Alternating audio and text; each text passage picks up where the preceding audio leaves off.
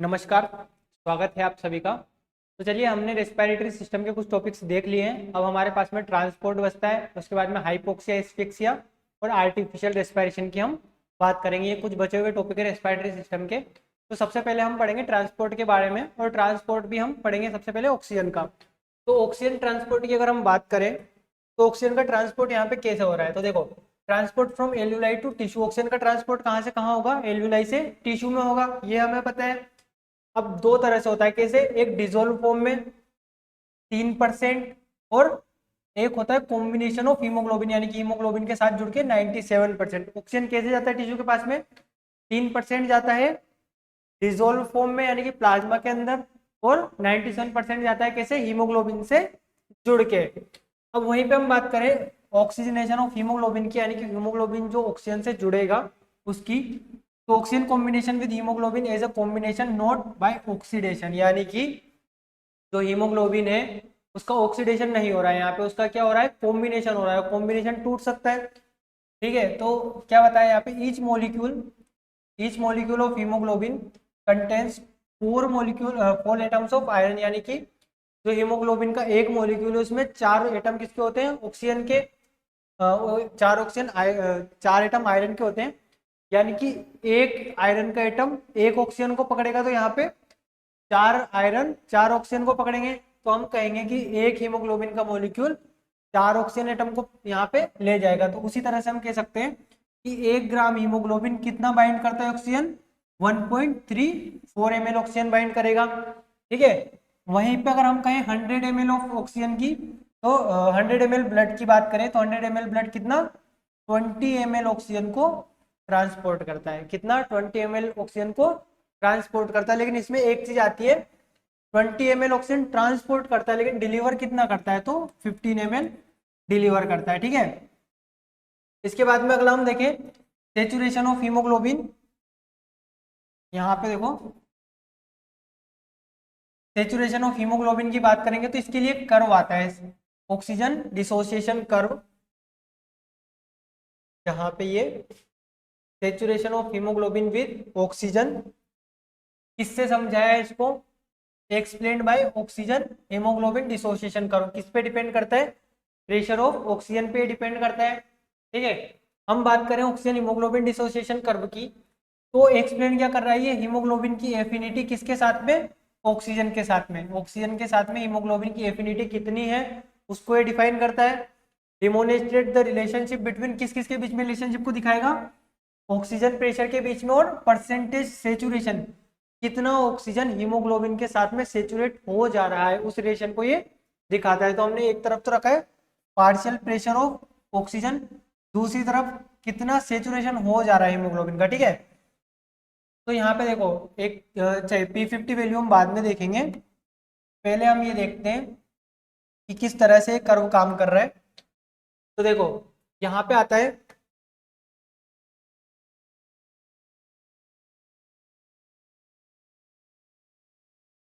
ये हमारे पास में है। हम दो शिफ्ट की बात करते हैं। देखो, एक अगर नॉर्मल वैल्यू की बात करेंगे इस कर्व के, तो ये इस तरह से जाएगा, ये हमारे पास में नॉर्मल रेंज है, ठीक है। लेकिन राइट शिफ्ट और लेफ्ट शिफ्ट, यहाँ पे दो चीज आती है। कर्व की राइट शिफ्ट कब होगी, कर्व की लेफ्ट शिफ्ट कब होगी, ठीक है। तो कर्व की राइट शिफ्ट की अगर बात करें तो जब हीमोग्लोबिन का सेचुरेशन डिक्रीज करेगा, हीमोग्लोबिन का सेचुरेशन डिक्रीज करेगा, तो उस कंडीशन में कर्व कहाँ जाएगा? राइट साइड में, यानी कि राइट शिफ्ट होगा। वहीं पे अगर हीमोग्लोबिन का सेचुरेशन इंक्रीज करेगा तो जो कर्व कहाँ पे शिफ्ट करेगा?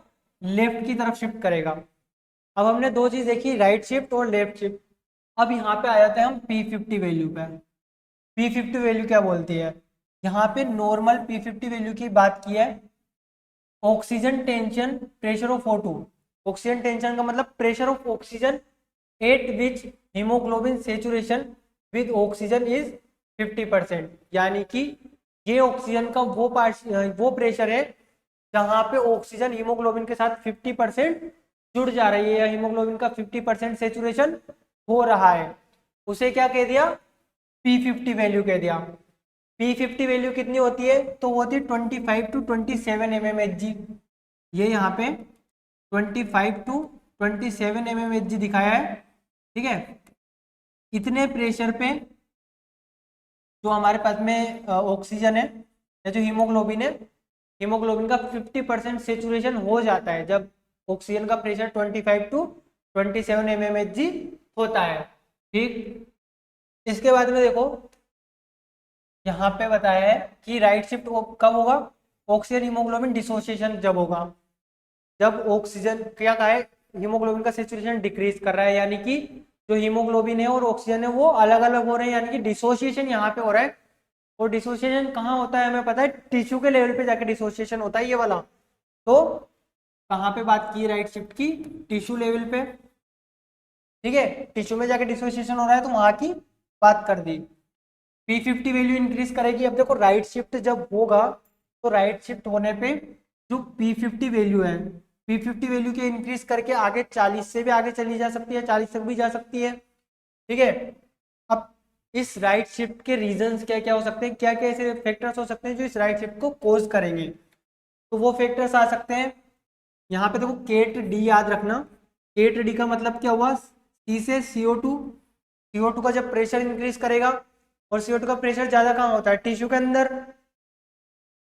और एसिडिटी यानी कि H+ जब इंक्रीज करेगा तो एसिडिटी इंक्रीज करेगी, वो भी कहाँ ज्यादा होती है, टिश्यू के अंदर।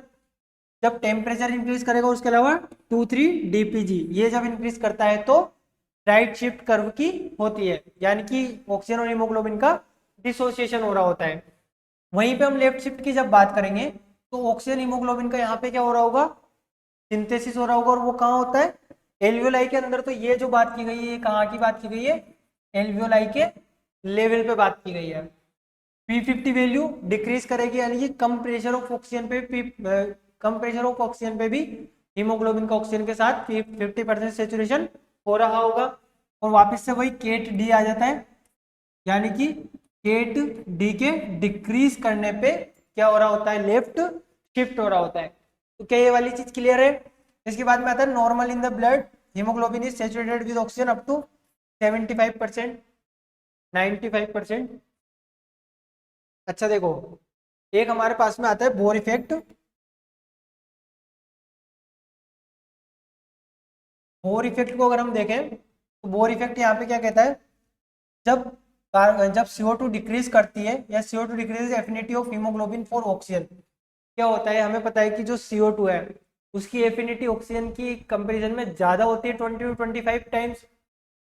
तो CO2 क्या करती है, डिक्रीज करती है एफिनिटी को हीमोग्लोबिन की, तो राइट शिफ्ट होगा कर्व का। हमने क्या कहा कि जब ऑक्सीजन टूट रहा होगा हीमोग्लोबिन से तो राइट शिफ्ट होगा। तो बोर इफेक्ट किसको दिखाता है, कर्व के राइट शिफ्ट को दिखाता है। और किस लेवल पे टूट रहा होता है ये, टिश्यू के लेवल पे। तो बोर इफेक्ट कहाँ काम करता है, टिश्यू के लेवल पे काम करता है। केवल चीज क्लियर है, CO2 इंक्रीज, यहाँ पे CO2 डिक्रीज करेगा एफिनिटी को हीमोग्लोबिन और ऑक्सीजन की, राइट शिफ्ट होगा कर्व का, और किस लेवल पे होगा, टिश्यू के लेवल पे। ये बात हो गई बोर इफेक्ट की। इसके बाद में हमारे पास आता है, एक आता है हेल्डन इफेक्ट। ठीक है, हेल्डन इफेक्ट कैसे काम कर रहा होता है, तो देखो by this effect combination of oxygen with haemoglobin displace CO2 from haemoglobin. अब यहाँ पे ऑक्सीजन इफेक्ट कर रहा है CO2 और हीमोग्लोबिन के जो एसोसिएशन हुआ था उसको भी। ये किस लेवल पे होगा, तो ये एल्वियोलाई के लेवल पे काम कर रहा होगा। Excess of oxygen content in blood causes CO2 dissociation curve to right causes for Haldane effect. अब ये यहाँ पे कौन इफेक्ट कर रहा है, ऑक्सीजन इफेक्ट कर रहा है, ये वाली चीज क्लियर है। Haemoglobin becomes strongly acidic due to combination of oxygen, highly acidic haemoglobin, low tendency to combine with CO2, यानी कि जब हीमोग्लोबिन की यहाँ पे एसिडिटी ज्यादा होगी तो उस टाइम पे CO2 से बाइंड कर ही नहीं पाएगा। बिकॉज ऑफ एसिडिटी H+ क्या करेगा, H+ are release in excess, H+ excess में रिलीज हो रहा होगा, और HCO3 यानी कि बाइकार्बोनेट के साथ में बाइंड करके ये H2CO3 यहाँ पे फॉर्म कर लेगा। ठीक है, और डिसोशिएट होकर वापस क्या बना रहा होगा, CO2 बना रहा होगा, कहाँ पे, एल्वियोलाई पे। तो ये जो बात की है ये एल्वियोलाई के लेवल पे बात की है। बोर इफेक्ट कहाँ पे हो रहा था, टिश्यू के लेवल पे हो रहा था, और जो हेल्डन इफेक्ट है कहाँ हो रहा है, ये एल्वियोलाई के लेवल पे हो रहा है। सिग्निफिकेंस क्या है, they replace CO2 from blood to alveoli, यानी कि एल्वियोलाई में जाके ये CO2 को रिप्लेस करता है, और Uptake of oxygen by blood, यानी कि ब्लड से ऑक्सीजन को, ब्लड में ऑक्सीजन को दे देता है। ये बात हो गई हेल्डन इफेक्ट की। इसके बाद में हमारे पास में आता है, अच्छा वो हमने जो देखा था यहाँ पे, ये हमारे पास में था ऑक्सीजन का ट्रांसपोर्ट कैसे हो रहा था, ठीक है।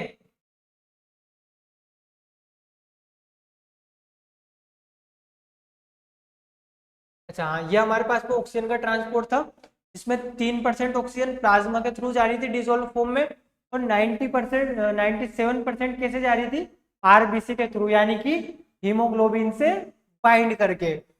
अब हम बात करें अगर कार्बन डाइऑक्साइड की, यानी कि CO2 की, तो 7% CO2 कैसे जाती है, डिसॉल्व फॉर्म में। 70% कैसे जाती है, बाइकार्बोनेट की फॉर्म में। अल्टीमेटली अगर हम कहें ना, तो 77% तो प्लाज्मा के साथ में ही जा रही है, क्योंकि जो कार्बोनिक एसिड यहाँ पे बनेगा वो भी अल्टीमेटली प्लाज्मा के अंदर ही जाएगा। लेकिन हमें याद ऐसे ही रखना है कि 70% कैसे, डिसॉल्व फॉर्म में, यानी कि प्लाज्मा के अंदर। 70% कैसे जा रहा है, बाइकार्बोनेट के साथ में बाइंड करके।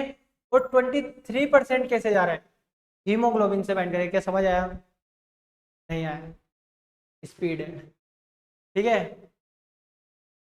अब हम ट्रांसपोर्ट की बात करें, transport of CO2 in blood. अब देखो CO2 का ट्रांसपोर्ट कैसे हो रहा है ब्लड में, वो देखते हैं। तो यहाँ पे हम बात करते हैं क्लोराइड शिफ्ट की। किसकी बात करेंगे, क्लोराइड शिफ्ट की। तो क्लोराइड शिफ्ट कैसे हो रहा होगा, एक आता है क्लोराइड शिफ्ट, एक आता है रिवर्स क्लोराइड शिफ्ट। तो जब क्लोराइड शिफ्ट की बात करते हैं तो इसे हेमबर्गर फिनोमिना भी यहाँ पे कहते हैं। कहाँ पे हो रहा है ये, टिश्यू के लेवल पे हो रहा है। टिश्यू के लेवल पे हो रहा है, यानी कि ऑक्सीजन टूट के कहाँ जा रही होगी, टिश्यू के अंदर, और वहां से CO2 पकड़ के ब्लड के अंदर आ रही होगी। तो ये हो कैसे रहा है पूरा, देखो यहाँ पे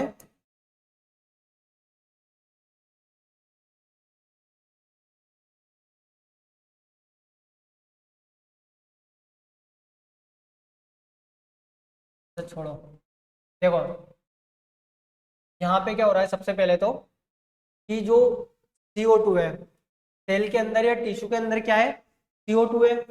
CO2 कहाँ आई, प्लाज्मा के अंदर आई। प्लाज्मा से कहाँ गई, आरबीसी में। ये क्या है हमारे पास में, आरबीसी है। आरबीसी के अंदर क्या गई, CO2। वहां पे क्या था, वाटर कंटेंट कहाँ से आया था, प्लाज्मा से। प्लाज्मा से आया वाटर कंटेंट, इधर से आया CO2। किसके अंदर आए दोनों, आरबीसी के अंदर आए। अब आरबीसी के अंदर आके इन्होंने क्या खेल किया, तो यहाँ पे इन दोनों ने जुड़ के बनाया H2CO3, जिसे हम क्या कहते हैं, कार्बोनिक एसिड। जब कार्बोनिक एसिड टूटेगा तो ये HCO3 माइनस का फॉर्म करेगा और H प्लस का फॉर्मेशन करेगा, ठीक है। H प्लस हीमोग्लोबिन के साथ जुड़ेगा और यहाँ से CO2 को जोड़ लेगा। क्या क्लियर है, देखो ये जो लिखा हुआ है ना, ये लिखा हुआ है HBCO2, ठीक है। HBCO2 यानी कि हीमोग्लोबिन किसके साथ में जुड़ गया, CO2 के साथ में, ठीक है। और उसके अलावा यहाँ पे ये जो बाइकार्बोनेट था ये गया बाहर, यानी कि प्लाज्मा के अंदर। और प्लाज्मा से आया क्या अंदर, Cl माइनस। कौन टूटा था, NaCl टूटा था, Na प्लस निकला था और Cl माइनस निकला था। Na प्लस बाइकार्बोनेट के साथ जुड़ के ये गया, और इधर Cl माइनस आ गया अंदर, ठीक है। तो ये वाली प्रोसेस एग्जैक्टली यहाँ पे हो जा रही है। बाइकार्बोनेट की फॉर्म में जा रहा है, कुछ कुछ डिसॉल्व फॉर्म में जा रहा है CO2, और कुछ यहाँ पे हीमोग्लोबिन के साथ जुड़ के जा रहा है, ठीक है। तो ये वाली जो चीज होती है ये टिश्यू के लेवल पे हो रही होती है, और इसको क्या कहते हैं, क्लोराइड शिफ्ट कहते हैं, ठीक। इसके बाद में हमारे पास में आता है रिवर्स क्लोराइड शिफ्ट। अब रिवर्स क्लोराइड शिफ्ट कहाँ हो रहा होगा, तो सीधी सी बात है, रिवर्स क्लोराइड शिफ्ट एल्वियोलाई के लेवल पे हो रहा होगा। तो यहाँ पे क्या हो रहा है, अब यहाँ पे बिल्कुल उल्टी चीज हो रही होगी। CO2 निकल के कहाँ आएगा, बाहर आएगा, बाइकार्बोनेट अंदर जाएगा। और यहाँ से देखो ये जो HHbCO2 आया था, ये यहाँ पे जो HHbCO2 यानी कि हीमोग्लोबिन के साथ जुड़ के CO2 आया था, ये अलग होगा। ये अलग होकर कहाँ भागेगा, एल्वियोलाई के अंदर। इधर से आएगी ऑक्सीजन, और ये जो हीमोग्लोबिन है ये इसके साथ में बाइंड करेगा। ये हमारे पास में क्या बन जाएगी, यहाँ पे ऑक्सीजन जुड़ जाएगी हीमोग्लोबिन के साथ, और वापिस से H प्लस बन ही जा रहा है यहाँ पे। ठीक है, वो H प्लस किसके साथ में बाइंड करेगा, यहाँ से जो H प्लस छूटा था ना, ये जो H प्लस फ्री हुआ था, ये H प्लस आया, इसने वापस से बाइकार्बोनेट के साथ में फॉर्म किया, वाटर बनाया, CO2 बनाया और CO2 को भगा दिया किधर, एल्वियोलाई के अंदर। इसे हम कहते हैं रिवर्स क्लोराइड शिफ्ट। क्या है हमारे पास में, रिवर्स क्लोराइड शिफ्ट है। तो इस तरह से ट्रांसपोर्ट हो रहा होता है CO2 का। ठीक, ये वाली चीज हो गई। इसके बाद में हमारे पास में आता है हाइपोक्सिया। अच्छा, हाइपोक्सिया हम क्या किसे कहते हैं, तो हाइपोक्सिया की कंडीशन मेनली तब आती है जब जो ऑक्सीजन है उसकी अवेलेबिलिटी रिड्यूस कर जाती है, यानी कि जो जो ऑक्सीजन है वो अवेलेबल नहीं होती है एडिक्वेट अमाउंट में, जितनी आवश्यकता होती है उतनी यहाँ पे अवेलेबल नहीं है, वो reduced availability of oxygen to the tissue. Causes क्या क्या हो सकते हैं, तो भाई oxygen tension in arterial blood के अंदर ऑक्सीजन टेंशन कम हो गया, oxygen carrying capacity, oxygen carrying capacity of blood, यानी कि ब्लड की ऑक्सीजन कैरिंग कैपेसिटी कम हो गई, ऑक्सीजन ले जा ही नहीं पा रहा है blood. Velocity of blood flow, यानी कि ब्लड फ्लो की वेलोसिटी कम हो गई, तो एक इसेंशियल अमाउंट में जो ऑक्सीजन चाहिए वो जा नहीं पाएगी। Utilisation of oxygen by the cells, या तो सेल्स बहुत ज्यादा अमाउंट में ऑक्सीजन को यूज कर ले रही है। अच्छा, पता है पहाड़ी वाले इलाकों में जाते हैं तो वहां पे ऑक्सीजन का टेंशन या ऑक्सीजन प्रेशर डिक्रीज कर जाता है, तो वहां पे भी हाइपोक्सिया की कंडीशन आती है। ठीक, अब बात करें ऑन द बेसिस ऑफ जो ऊपर कोजेस दिए ना, उनके बेसिस पे हाइपोक्सिया 4 टाइप का होता है। कौन कौन सा,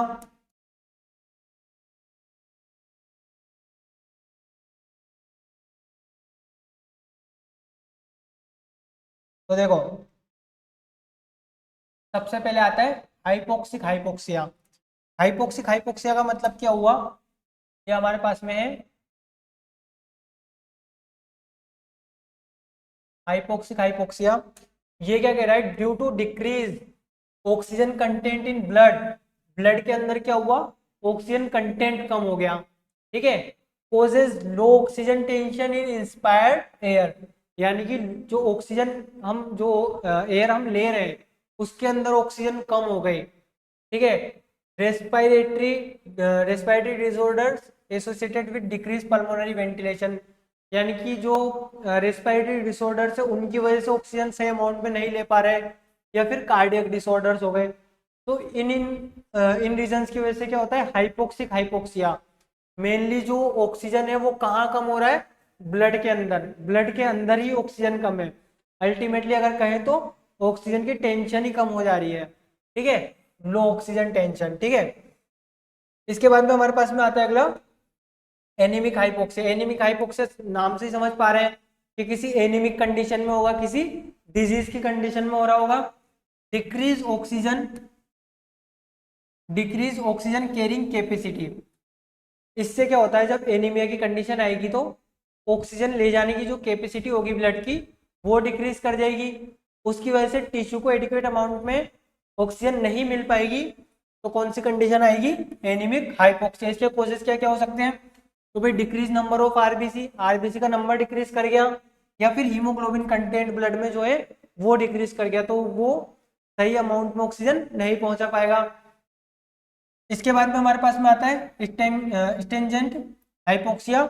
ये क्या कहता है यहाँ पे, caused by decrease velocity of blood flow, blood flow की वेलोसिटी ही डिक्रीज कर गई, तो ब्लड फ्लो की वेलोसिटी डिक्रीज करने की वजह से सही अमाउंट में ऑक्सीजन उसे नहीं मिल पाएगी। इसके कॉजेस क्या क्या हो सकते हैं, कंजेस्टिव कार्डियक फेल्योर या कंजेस्टिव हार्ट फेल्योर, हेमोरेजिया यानी कि ब्लड बह गया, सर्जिकल शॉक में चला गया जब, उस कंडीशन में भी ऑक्सीजन कैरिंग कैपेसिटी कम हो जाएगी या ब्लड की वेलोसिटी कम हो जाएगी।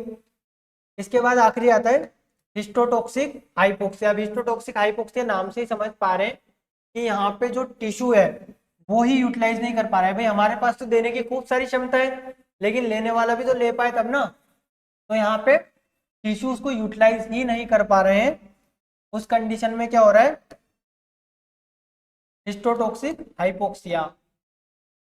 ये हमारे पास में है histotoxic hypoxia due to inability of tissue to utilise oxygen, oxygen को यूटिलाइज करने की उनकी टेंडेंसी नहीं रही है। कोज क्या हो सकते हैं, साइनाइड और सल्फाइड पॉइजनिंग।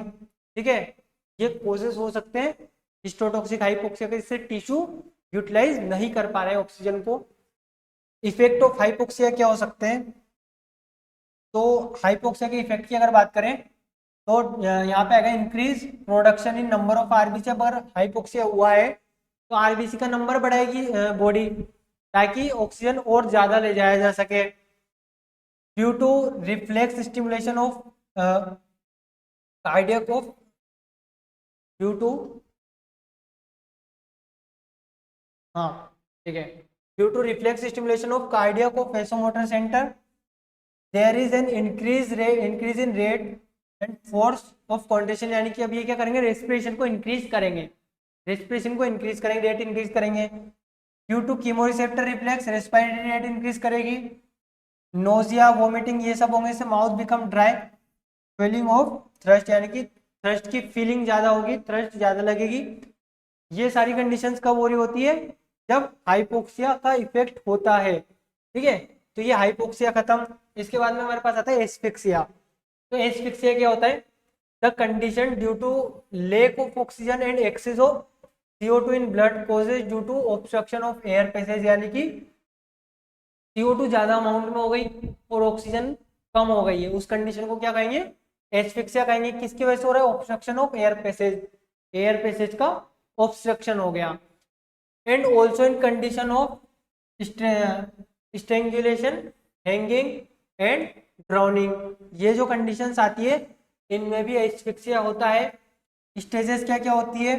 तो स्टेजेस ऑफ हाइपर एपनिया, यानी कि breathing becomes deep and rapid due to purified stimulation of powerful stimulation of respiratory centres by excess of CO2। यानी कि जब CO2 बॉडी के अंदर बढ़ जाएगी तो यहाँ पे क्या हो रहा होगा? पावरफुल स्टिमुलेशन हो रहे होंगे, और पावरफुल स्टिमुलेशन होने की वजह से यहाँ पे क्या होगा?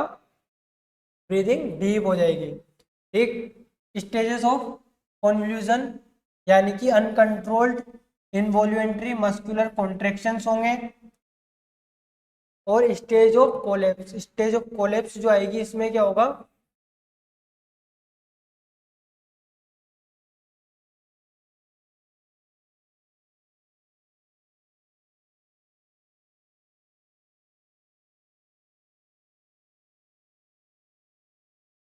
देखो, जो स्टेज ऑफ कोलेप्सिंग आएगी उसके अंदर एक तो हार्ट रेट डिक्रीज करेगी। क्या डिक्रीज करेगी? हार्ट रेट डिक्रीज करेगी। डायलेशन ऑफ प्यूपिल्स होगा और लॉस ऑफ ऑल रिफ्लेक्सेस, जितने भी रिफ्लेक्सेस है उनका यहाँ पे लॉस हो जाएगा। ठीक, ये वाली कंडीशन आती है कोलेप्सिंग स्टेज की। ठीक है, तो ये 3 स्टेज हो गई। इसके बाद में हमारे पास में आता है अगला आर्टिफिशियल रेस्पिरेशन। ये हमारा आखिरी टॉपिक है। तो आर्टिफिशियल रेस्पिरेशन क्या होता है? Artificial respiration required whenever there is arrest of breathing without cardiac failure. यानी कि कार्डियक फेल्यूर भी नहीं हुआ है और ब्रीदिंग अरेस्ट हो गई, यानी कि ब्रीदिंग नहीं हो पा रही है। उस कंडीशन में हमें किसकी जरूरत पड़ती है? आर्टिफिशियल रेस्पिरेशन की। कब कब होता है? एक्सीडेंट की कंडीशन में हो सकता है, ड्राउनिंग की कंडीशन में हो सकता है, गैस पॉइजनिंग की कंडीशन में हो सकता है, इलेक्ट्रिक शॉक और एनेस्थेसिया, इन सबकी कंडीशन में क्या हो सकता है? आर्टिफिशियल रेस्पिरेशन की जरूरत पड़ सकती है। ठीक, started quickly without any delay before the development of cardiac failure. यानी कि आर्टिफिशियल रेस्पिरेशन हमें तभी दे देना है जब कार्डियक फेल्योर नहीं हो रहा है, यानी कि इमीडिएटली जैसे कहीं पे एक्सीडेंट हुआ है तो हमें वहां पे आर्टिफिशियल रेस्पिरेशन की जरूरत पड़ेगी। पर्पस क्या हो सकता है? Artificial respiration is to ventilate the alveoli and to stimulate the respiratory centre. क्या पर्पस हो सकता है? भाई रेस्पिरेटरी सेंटर्स को स्टिमुलेट करना और वेंटिलेशन वहां पे स्टार्ट करवाना है। ठीक है, तो मेथड्स क्या क्या हो सकते हैं? मेथड्स ऑफ आर्टिफिशियल रेस्पिरेशन की बात करें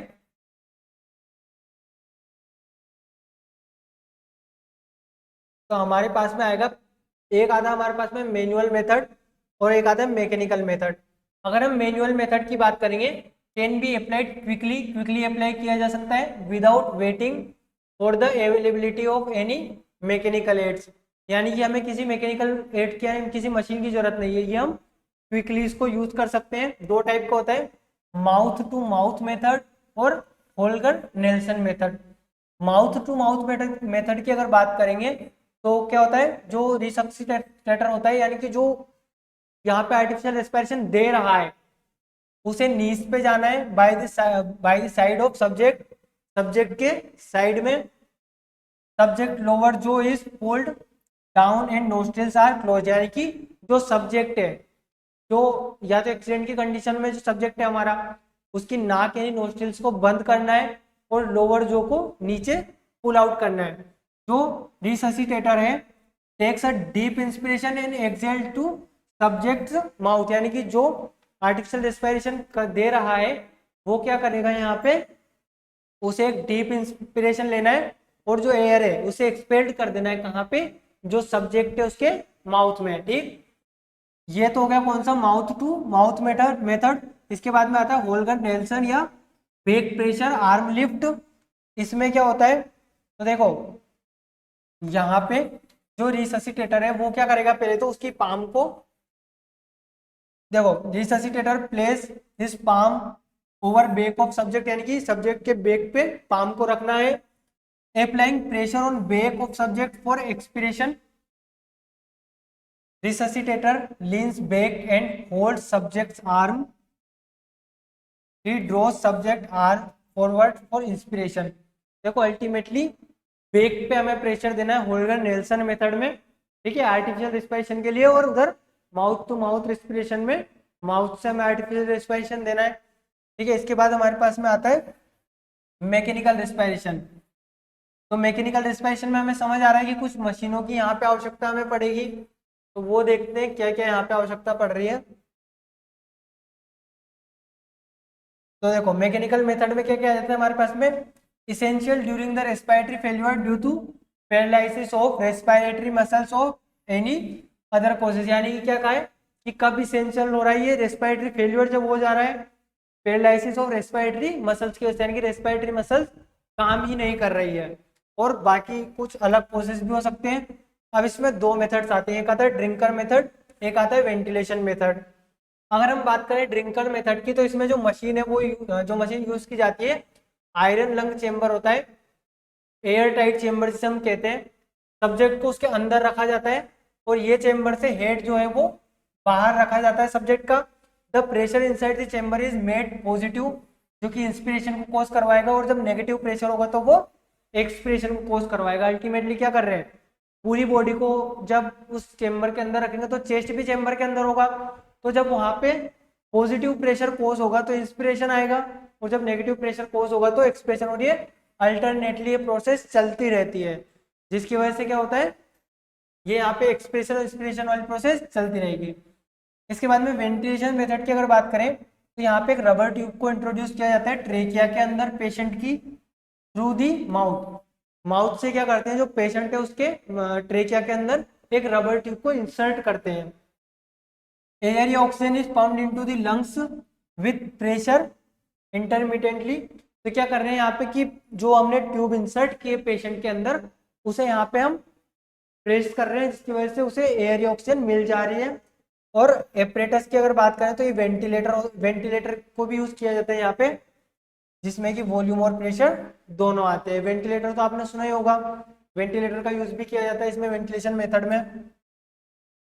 तो ये हमारे पास में अभी तक के सारे टॉपिक्स थे जो रेस्पिरेटरी सिस्टम में बताए एनसीईआरटी सिलेबस के अकॉर्डिंग। ठीक है, इसके बाद में इसमें कुछ बचा नहीं है, बाकी अगर कोई टॉपिक बचा हो तो वो आप देख लेना। धन्यवाद।